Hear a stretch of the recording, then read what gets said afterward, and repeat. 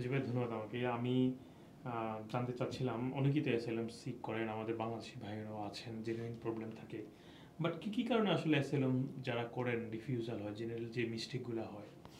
ধন্যবাদ আপনাকে। আসলে আমার প্র্যাকটিক্যাল এক্সপিরিয়েন্স থেকে আমি বলবো কয়েকটা স্পেসিফিক কারণে কিন্তু most of the asylum claim refused হয়ে থাকে। তার মধ্যে অন্যতম প্রধান কারণ হচ্ছে ইনকনসিস্টেন্সি, ল্যাক অফ প্রিপারেশনের কারণে হয়তো স্ক্রিনিং ইন্টারভিউতে এক তথ্য দিয়েছেন, মেইন ইন্টারভিউতে আরেক তথ্য দিয়েছেন এবং লিখিত বক্তব্যের মাধ্যমে আরেক তথ্য দিয়েছেন। তো এক এক জায়গায় যখন এক এক তথ্য পাচ্ছে তখন তাদের ক্রেডিবিলিটি, বিশ্বাসযোগ্যতাটা ড্যামেজড হয়ে যাচ্ছে। তখনই কিন্তু একটা অ্যাসাইলাম ক্লেমের ব্যাকবোনটা ভেঙে যাচ্ছে। কাজে এই সব বিষয়দিকে নজর রাখতে পারে প্রাইমারিলি, তাহলে কিন্তু কেসটা অনেক স্ট্রং হয়ে যাবে।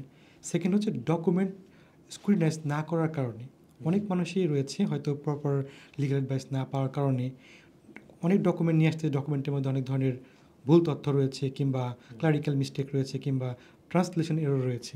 এগুলো যাচাই বাছাই না করে যখন অফিসকে দিয়ে দেওয়া হয় তখন তো ওই সব পয়েন্টের উপর বেস করে কিন্তু অ্যাসাইলাম ক্লেমটা রিফিউজ করার সুযোগ পায়। হ্যাঁ, আর আরেকটা রয়েছে ডিলে। যদি কেউ ডিলে করে অ্যাসাইলাম ক্লেম করে, এটা একটা কারণ। বলা হয় যে যখন একটা মানুষ তার জানের ভয় থাকবে এবং এই কারণে অ্যাসাইলাম ক্লেম করতেছে, আর্লিয়েস্ট অপরচুনিটিতে তাদের উচিত ছিল অ্যাসাইলামটা ক্লেম করা। যদি কোনো প্লজিবল এবং রিজনেবল এক্সপ্লেনেশন না দেয় যে কেন তারা ডিলে করে অ্যাসাইলাম ক্লেম করতেছে, তাদের ক্লেমটা কিন্তু ডিফিউজড হতে পারে এবং ক্রেডিবিলিটিও ড্যামেজড হতে পারে। আর ফাইনালি আমি যেটা বলবো সেটা হচ্ছে ল্যাক অফ প্রিপারেশনের কারণে।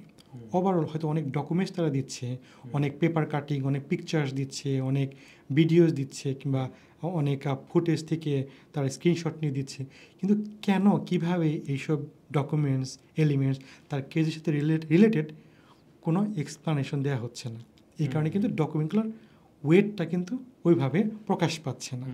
এখন যদি 100 পিকচার দেয়, কার সাথে পিকচার, কোথায় পিকচার, কখন তোলা হয়েছে, এরকম ডিটেল এক্সপ্লেনেশন না দেওয়া হয়, তখন ডিসিশন মেকাররা খুব একটা ভ্যালু দিচ্ছে না। এই কারণে খুবই সহজে তার রিফিউজ করার সুযোগটা পেয়ে যায়। এইসব বিষয় নজর রাখলে কিন্তু খুব সহজে একটা অ্যাসাইলাম ক্লেমকে খুবই স্ট্রংলি প্রেজেন্ট করা সম্ভব এবং রিভিউজালগুলোকেও আটকানো সম্ভব।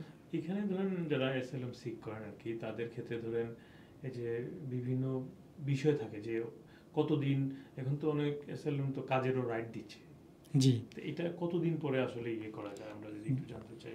ধন্যবাদ। যদি কারো অ্যাসাইলাম ক্লেম মোর দেন 1 ইয়ার মানে 12 মাসের অধিক পেন্ডিং থাকে ইনক্লুডিং আপিল, তাহলে কিন্তু তাদের একটা সুযোগ থাকে ইমিগ্রেশন রুলসের আন্ডারে তারা অ্যাপ্লাই করতে পারবে রাইট টু ওয়ার্কের জন্য। তখন তারা হয়তো 3 থেকে 4 সপ্তাহের মধ্যেই হোম অফিসের মাধ্যমে রাইট টু ওয়ার্ক পেয়ে যাবে, কিন্তু ইমিগ্রেশন স্যালারি লিস্ট থেকে। এই রাইট টু ওয়ার্ক কিন্তু common, not for all sectors, শুধুমাত্র ইমিগ্রেশন স্যালারি লিস্ট থেকেই তারা কাজ করার সুযোগ পাবে যদি অ্যাসাইলাম ক্লেম করার সময় তাদের কোনো লফুল রেসিডেন্স না থাকে অথবা কাজের রাইট না থাকে তাদের ক্ষেত্রে।